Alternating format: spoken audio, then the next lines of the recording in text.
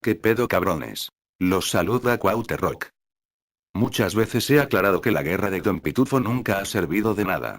Existen las pruebas, existen los números, etcétera, etcétera.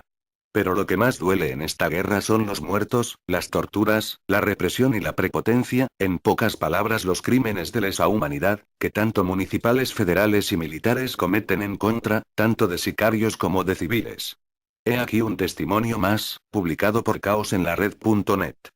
México. Daniel y la violencia militar en Ciudad Juárez. Después de ser aprendido y torturado por militares en la ciudad más violenta del mundo, Daniel recuperó su libertad. Esta es su historia. Testimonio recogido por Marcela Salas Casani en el Foro Primero Justicia. Voces por Juárez, en la Ciudad de México. Daniel es un buen hombre, trabajador, amigo mío y buen vecino. Lo conozco a él y a su familia hace más de 20 años, son gente de trabajo. Él atendió un puesto de tortas y, recientemente, vendía carros usados para las personas del barrio. Una noche de septiembre fue privado de su libertad. A esas horas, Daniel había entregado una camioneta a un muchacho de Puebla. El chico la abordó, con los papeles en regla, y enseguida Daniel vio cómo fue detenido por los militares de un retén instalado en la esquina de su cuadra. Ellos lo sacaron a rastros y lo golpearon. Mi vecino se acercó a los militares para preguntarles qué estaba sucediendo. ¿Qué están haciéndole? Me acaba de comprar esa camioneta. Los militares le respondieron golpeándolo con la cacha de una pistola y lo subieron a la unidad del ejército. A otro vecino que vio todo, también lo cargaron. Otras personas de la cuadra observaban lo sucedido. Y los militares les gritaron: métanse o entramos a sus casas, ¿qué prefieren? Pero nadie se metió y todos vieron cómo se llevaban a los muchachos y la camioneta. Los vecinos les avisaron a los familiares de Daniel, quienes no sabían ni a quién avisarle lo recién sucedido. Los militares les taparon los ojos a los tres, y al llegar al destacamento militar, lugar donde los tuvieron, los hicieron quitarse la ropa. No veían nada, pero dicen que ese lugar es un infierno, que no durmieron en los 3 días que estuvieron ahí, que eran gritos de dolor día y noche. Cuenta que como estaban tirados, de repente entraba algún militar y les pisaba los pies o les pegaba en la cabeza. Y, como siempre estuvieron vendados, todo fue aterrorizante. Dice que oía cómo gritaban el otro vecino y el muchacho de Puebla. Además, me dijo que una noche escuchó a un oficial decirle a otro: este cabrón, uno al que estaban torturando y que de repente ya no se oyó gritar, ya no aguantó. ¿Qué hago con él? El otro oficial le respondió: pues échalo en una alcantarilla, como le hemos hecho antes. Y entonces Daniel escuchó que arrastraban algo. Como no podían ver nada, mi vecino pensó que era solamente para infundirle miedo, pero tristemente una semana después se encontró un cuerpo con señales de tortura en una alcantarilla. Narra Daniel que se oían los gritos de las mujeres cuando eran violadas, que esos gritos nunca se le van a olvidar en su vida. Cuenta que lo torturaron con toques eléctricos y golpes en sus genitales para que confesara ser el jefe de un grupo de sicarios y que los otros dos eran sus colaboradores. Siempre lo negó. Mientras tanto la familia, amigos y vecinos se andaban moviendo para localizarlos y exigir su entrega. Los militares dijeron que no los habían detenido. Imagínate la angustia.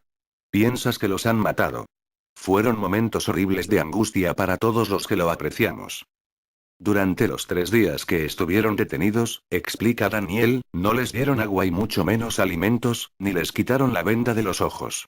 Agrega mi vecino, que de repente los militares juntaron a todos los que estaban ahí. Él imagina, por las voces, que eran varios, pero no está seguro. Dice que los guiaron a un lugar muy frío. Cree que era uno de esos congeladores industriales para almacenar comida. Mientras estaban ahí, él les preguntó si alguno sabía rezar, pues eso no pintaba nada bien. Oyó a varios hombres llorar e hizo una oración por todos. Pensaba que ya los iban a matar. Entonces abrieron una puerta y los bañaron con agua fría. Ellos se juntaban entre sí para darse calor. El frío era insoportable. Daniel solo oía voces, llanto, desesperación. Al tercer día de desaparecidos, se organizó una manifestación frente al destacamento militar para exigir la liberación de los muchachos. Ese día, relata Daniel, dejaron de golpearlo. Él supone que fue debido a la presión hecha por familiares y amigos, y también a la presencia de algunos medios informativos. Les regresaron su ropa y los presentaron ante la Procuraduría General de la República, PGR, a él y los otros dos. Los militares, quienes antes habían negado su detención, declararon haberles encontrado droga, algunos kilos, y armas de uso exclusivo del ejército. Los muchachos jamás aceptaron los cargos y, con la ayuda de los vecinos, se organizó la reconstrucción de los hechos en mi vecindario, por lo que la denuncia quedó sin efectos, pues fue declarada falsa. Dice Daniel que en una audiencia que tuvo en la PGR reconoció por la voz a otro de los que estaban detenidos, y que se vieron ahí por primera vez. Solo se dijeron: «Eres tú. Tú también estabas ahí», y se abrazaron, llorando. Eran dos desconocidos, pero a la vez no. Habían estado juntos en el mismísimo infierno. Personal del juzgado presenció esto, y comentaron estar ya hartos de los abusos de los militares, que les llevaban asuntos claramente montados. «Ya es necesario que se haga algo», dijeron.